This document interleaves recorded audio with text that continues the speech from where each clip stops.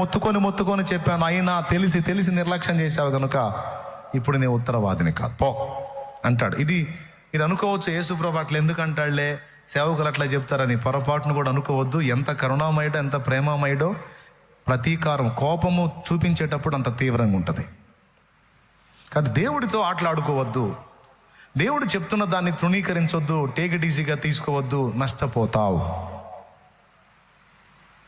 Right? నమ్మి బాప్తిజం పొందువాడు రక్షింపబడను, నమ్మని వానికి యేసయ్యే చెప్పాడు. మార్కు సువార్త 16:16 శిక్షలోకి వెళ్ళిపోతాడు బాబు అని. నాకు శిక్ష వద్దు, రక్షణ కావాలంటే నువ్వు ఖచ్చితంగా బాప్తిస్మం పొందాలి, క్లియర్గా చెప్పా. అంతటితో అయిపోలా. బాప్తిస్మము పొందినవాడు తప్పనిసరిగా ప్రభువు యొక్క శరీర రక్తములలో చెయ్యి వేయాలి. ఇది రెండవ కీలకమైన విషయం.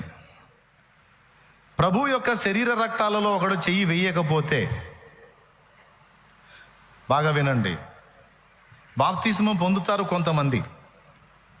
కొంతమంది మరణ పడకలో ఉండి బాప్తిస్మం పొందుతారు, బలలో చెయ్యి వేయకముందే వెళ్ళిపోతారు, వాళ్ళకి తీర్పు లేదు.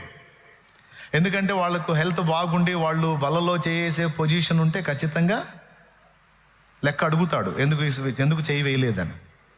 వేసే పొజిషన్ లేదు, మరణ పడకలో తుది శ్వాసలో ప్రభువుని కోరుకున్నారు, రక్షణ పొందారు, కన్ను మూశారు, వాళ్ళని తీసుకుంటాడు.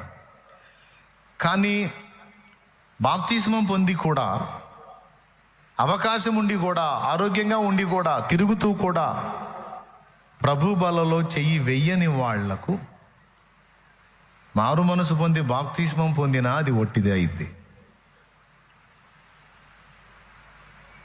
మళ్ళీ చెబుతా, కొంతమంది నాకు తెలిసిన వాళ్ళు ఉన్నారు, వాళ్ళు ఎగురుకుంటా వచ్చి బాప్తిస్మం పొందారు నా దగ్గర. ఒక్కసారన్నా ప్రభు బలలో అంటే ఎంతోమంది లేరు, నాకు తెలిసిన ఒకరిద్దరి గురించే నేను చెప్తున్నా. ఎప్పుడన్నా కనపడి ప్రభు బలలో చెయ్యి వేస్తారా అని చూస్తే ఒక్కసారి కూడా ఇలా నేను కన్ఫామ్ చేసేసాను, ఏంటంటే నువ్వు ఖచ్చితంగా బాప్తిస్మం పొందినా నరకానికే పోతావని. గ్యారంటీ కార్డు రాసి ఇవ్వమంటే రాసి సంతకం కూడా పెడతా. నువ్వు బాప్తిస్మం పొందినా కూడా నరకానికే పోతావు నువ్వు అని చెప్పి తెలియజేశా. ఒకవేళ ఈ లైవ్ వాళ్ళు వింటుంటే సభాముఖంగా ఇంతమందిలో వాళ్ళకి సాక్ష్యం ఇస్తున్నా, నువ్వు వచ్చి నీళ్లలో మునిగావు కానీ అది బాప్తిస్మం కాదు, ఎందుకంటే నువ్వు బలలో చెయ్యలా. యేసు శరీర రక్తాలలో చెయ్యి వెయ్యలా. యేసు శరీర రక్తాలలో చెయ్యి వెయ్యని వాడికి యేసులో పాలు లేదు, యేసులో భాగము లేదు.